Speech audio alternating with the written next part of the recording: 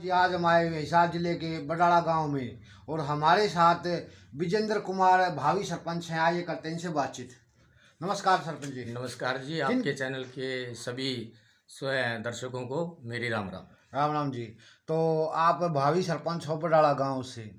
हाँ जी, मैं भावी सरपंच का मैं उम्मीदवार हो, हाँ उम्मीदवार हूँ। उम्मीदवार हो। चुनाव लड़ रहा हूँ। वो हाँ तो जी हाँ गांव जी। ने फैसला करना है कि सरपंच कौन होगा गांव का। जी हाँ जी। और ये बात भी है कि हम पहले भी सरपंच रहे हैं गांव के, हाँ जी 2010 से लेकर के 2015 तक। जी। और अभी भी वर्तमान में चुनाव लड़ रहे हैं। हाँ जी हाँ जी। किन किन चुनावी मुद्दों को लेकर मैदान में उतरे हो?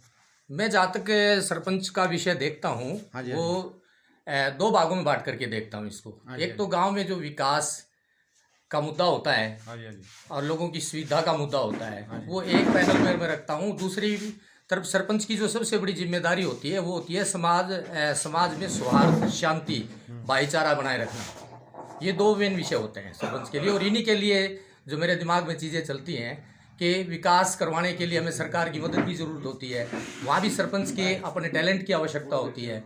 और पैसा सरकार को देना होता है, काम सरपंच को करवाना होता है। और इस हालात में काफ़ी लोग सक्षम होते हैं इस चीज़ के लिए। वे जैसे सरकार के पास जिस व्यक्ति की ज़्यादा पहुंच हो, या कोई व्यक्ति अच्छी तरह से डील करना जानता हो, हाँ जी हाँ जी। अधिकारियों को, प्रशासन से अपने गांव का हक लेना जानता हो और सरकार से भी अपना हक लेना जानता हो। और इस प्रकार का काम हमने पूरा 2010 से 2015 तक गांव के लोगों से आप जाकर के बातचीत करोगे तो आपको पता लगेगा कि हमने गांव के हक को पहले भी कभी नहीं मरने दिया था। इस बात का पूर्णतः लोगों को विश्वास है। लेकिन सबसे बड़ी बात जो सरपंच की है ना, वो जो मैं मायने रखता हूँ, उसमें गांव में जो भाईचारा जो बनाए रखना होता है, चाहे वो बिरादरियों का भाईचारा है, चाहे वो गोत्र का भाईचारा है, वो सारे का सारा बना रहना चाहिए। कि न्याय की व्यवस्था गांव में होनी चाहिए। किसी भी गरीब आदमी को, कमज़ोर आदमी को, कोई ताकतवर आदमी किसी भी प्रकार से वो परेशान ना कर पाए। इन चीज़ों के ऊपर बड़ा ध्यान देना होता है। महिला की सुरक्षा पर बड़ा ध्यान देना होता है। गांव के अंदर सुविधाओं पर बड़ा ध्यान देना होता है। तो ये चीज़ ये एक अलग विषय होता है सरपंच के लिए।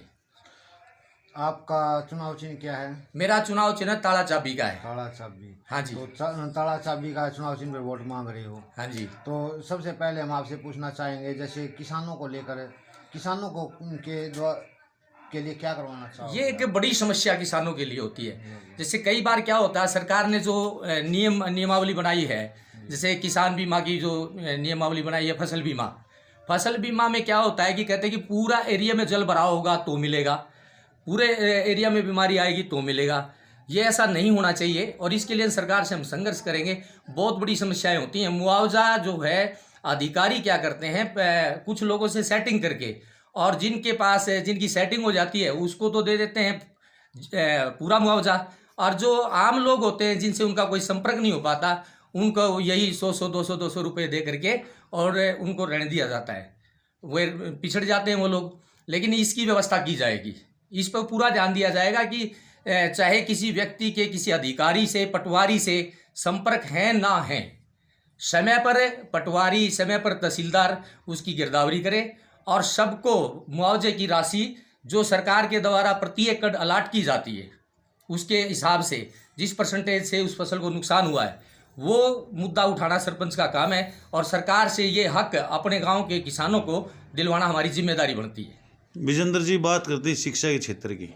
यदि ग्रामीणों का आशीर्वाद मिलता है, सहयोग मिलता है, तो शिक्षा के क्षेत्र में आपके क्या प्रयास रहेंगे? जी, शिक्षा के क्षेत्र में मैं शिक्षा से जुड़ा हुआ हूँ। मेरा अपना प्राइवेट स्कूल है। 2001 से मैं स्कूल में काम कर रहा हूँ। अच्छे परिणाम लिए, लोगों ने अच्छा आशीर्वाद दिया। और उसके क्षेत्र में शिक्षा में क्या क्या कमियाँ हैं, ये बड़ा मुद्दा है। और इसके ऊपर काम करने के लिए सबसे ज़्यादा जरूरी है, गाँव का 5-7 करोड़ रुपया लगभग एक साल में प्राइवेट स्कूलों को दे दिया जाता है। मेरा खुद का अपना प्राइवेट स्कूल है, लेकिन मैं उस तरह के प्राइवेट स्कूलों की तरह से स्कूल नहीं चलाता हूँ। गाँव वालों को पता है कि सेवा भाव से स्कूल चलता है। लेकिन हमारे गाँव में 2 स्कूल हैं, 2 गवर्नमेंट स्कूल, एक गर्ल्स गवर्नमेंट हाई स्कूल है और एक बॉयज़ हाई स्कूल है। दोनों स्कूलों की व्यवस्था को इस प्रकार से मेंटेन करना कि गांव के लोग स्वयं ये महसूस करें कि हम अपने बच्चों को अपने गवर्नमेंट स्कूल में पढ़ाएं, जिस प्रकार से यहाँ व्यवस्था हो। बड़े जो प्राइवेट स्कूल है, क्योंकि सरकार के पास किसी प्रकार की कमी नहीं होती। अगर आपका प्रतिनिधि सही है, अगर आपका सरपंच सही है वो आपका सबसे बड़ा सेवक है। बिल्कुल अगर उसको सही इन बात। चीज़ों का पता है बिल्कुल तो वो जी। निश्चित रूप से आपके स्कूल को की व्यवस्था इस प्रकार की करेगा जो आसपास के क्षेत्र में बड़े से बड़ा प्राइवेट स्कूल कर रहा है, और उस क्षेत्र में इस प्रकार से हम व्यवस्था को बनाए रखें। सरकार कह देती है कि भाई टीचर नहीं है, हम उपलब्ध नहीं करवा सकते, वो जिम्मेदारी भी सरपंच निभा सकता है। मुझे मेरे दिमाग में वो चीज़ें, क्योंकि मैंने प्राइवेट स्कूल को मैनेज किया है, बिल्कुल तो सही। मैं उसी प्रकार से व्यवस्था। अब आप देखिए, एक बच्चा कम से कम जो उस प्राइवेट स्कूल में जाते हैं, मैं नहीं मानता कि किसी बच्चे का खर्च जो है वो 25,000 रुपये पर साल से लेकर के, हम अगर हम LKG UKG या प्रथम क्लास से ले, और यहाँ तक कि चला लाख, 1.5 लाख, 2 लाख तक +2 तक चला जाता है प्रति वर्ष का। अगर उसमें से हम 500 रुपये महीना बच्चों को फीस दे दें, और हमारे 500 रुपये महीना ज़्यादा नहीं होता है, और हमारे गवर्नमेंट स्कूल में हमारे गांव से ही टैलेंटेड, ये रोजगार भी साथ में आ जाएगा बच्चों को। वहाँ जो पढ़े लिखे हैं बहुत सारे, मैंने देखा हमारे गांव की लड़कियां हैं, महिलाएं हैं, वो MSc तक और MSc फर्स्ट क्लास तक हायर एजुकेशन से क्वालिफाइड हैं, उनको यहाँ जॉब मिल जाए। और हमारे गांव में से कम भी 1,000 बच्चों की स्ट्रेंथ, 1,1100 बच्चों की स्ट्रेंथ गांव की टोटल पढ़ने वाले बच्चों की होती है, फर्स्ट से 12th तक। 12 तक। हाँ, और उनकी व्यवस्था इन्हीं स्कूलों में कर दी जाए। तो ये एक मुद्दा, इस प्रकार से हम शिक्षा पर बड़ा पैसा खर्च हो रहा है, लोग अपना इलाज नहीं करवा पा रहे हैं, बिल्कुल जी। शिक्षा पर इतना पैसा खर्च हो रहा है। और यहाँ इस प्रकार से हम स्कूल की दशा को सुधार सकते हैं, गांव के 20-25 नौजवानों को, युवतियों को, महिलाओं को रोजगार दिला सकते हैं। जनता को क्या संदेश देना चाहोगे? जनता को संदेश देना चाहेंगे कि अपना प्रतिनिधि सही सुने, अच्छी सोच का सुने, जो सामाजिक सौहार्द को बनाए रखे, जो और गांव में विकास और सुविधाओं को बढ़ा सके। इसके साथ साथ मैं थोड़ा सा युवाओं पर बोलना चाहूँगा कि हमारे जो नौजवान हैं उनके लिए हमारे गांव में एक थोड़ी सी दिक्कत है। पूर्व में 2010 से लेकर 2015 तक जब हमें गांव का प्रतिनिधित्व करने का मौका मिला, तो उस समय क्या हुआ, ये बड़ी विपरीत परिस्थितियां हमारे सामने आई। हमारा विधायक भी विपक्ष से था और सांसद भी, बावजूद सरकार के संपर्क में जाकर के जैसे तैसे हमने इस समस्या को, आप आज अब मेरे गांव में, पूरे गांव में मैं कहता हूं घूम करके देखना, मेरे गांव में कहीं आपको चिक्कड़ या रेत मिट्टी नहीं मिलेगा, साफ गलियां मिलेंगी। और ये उसी समय के कमाल का समय का जो दौर था, उसके दौरान ये काम हुए, इसके दौरान। लेकिन अभी भी कुछ कमियां रही, जैसे बेसारा कुछ हम नहीं कर पाए 5 साल में। गांव के लोगों से आप पूछोगे तो आपको पता चल जाएगा। अगर 2010 से पहले आप हमारे गांव में आते तो यहाँ कहते थे लोग, बाहर का कोई रिश्तेदार आता, एक बार की घटना है, चौक के ऊपर 2-4 आदमी, 5-7 आदमी बैठे और बाहर से आ रहे थे, कोई बारात वगैरह आई हुई थी, तो हमारे गांव में ऐसा रास्ता होता था कि भाई सारे जैसे दीवार के साथ साथ या एक ईंट के ऊपर को, भाई गांव की एकता बड़ी है, सारा का सारा गांव एक ईंट के ऊपर को उतरे जाए, क्योंकि रास्ता नहीं होता था, बिल्कुल रास्ता नहीं था जी। हाँ, वो चीजें मतलब उसके दौरान ये काम हम उस समय कर पाए, और कच्चे रास्ते थे वो कर पाए थे। लेकिन जो बच्चों के लिए, नौजवानों के लिए काम करना था हमने, स्पोर्ट्स रोजगार का आज एक बड़ा क्षेत्र है। बिल्कुल जी। और स्पोर्ट्स में जाने के लिए जैसे हमारा लोकल गेम, हमारे गांव के लोग इतनी ज़्यादा कॉस्टली जो गेम हैं, जैसे बैडमिंटन, टेबल टेनिस, क्रिकेट, ये ऐसे हॉकी, ये बड़े कॉस्टली गेम हैं और इनको तो बच्चे अफोर्ड नहीं कर पाते। लेकिन कुछ गेम जैसे कुश्ती है, जैसे कबड्डी है, दोनों, जैसे हमारी दौड़ है, इस प्रकार के खेलों का हब गांव को बनाया जाए। भाई इतना ज़्यादा तो मैं नहीं करा, भाई क्रिकेट स्टेडियम यहाँ बनवा दूंगा, क्योंकि वो चीज़ें पॉसिबल नहीं है यहाँ। लेकिन एक स्टेडियम, एक नॉर्मल स्टेडियम, उसकी व्यवस्था की जाए, ये भी सरपंच की जिम्मेदारी बनती है, ताकि और वहाँ ये 3-4 प्रकार के जो इवेंट्स हैं गेम के, इनके सिखलाई के कोच जो हैं वो गांव से उपलब्ध हो जाते हैं, क्योंकि हमारा गांव खेलों में काफ़ी अग्रणी रहा है। बड़ी अच्छी कबड्डी की टीमें रही है, कुश्ती के अच्छे प्लेयर रहे हैं और अच्छे धावक रहे हैं, क्रॉस कंट्री तक के बड़े अच्छे धावक हैं। अच्छा बिल्कुल। हमारा एक हरिजनों का लड़का था जो हमारे से मेरे से 2-3 क्लास आगे पढ़ता था, वो आज शायद SP रैंक पर CIS में है, CRPF में वो काम केवल और केवल अपने इस खेल के आधार पर है।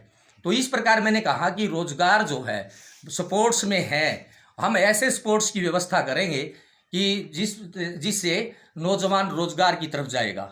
और एक लोगों में जिस तरह से आजकल नौजवानों को मैं देख रहा हूँ, शिक्षा से जुड़ा होने के कारण बड़ी टीस होती है कि मेरा पढ़ाया हुआ बच्चा ही मेरे पास शायद शराब के लिए पैसे मांगने के लिए आ जाता है। बिल्कुल जी। ये बड़ी एक समस्या है, बहुत बड़ी बच्चों में। समस्या है। हाँ, धूम्रपान की समस्या है, बच्चों के अंदर नशे की समस्या है।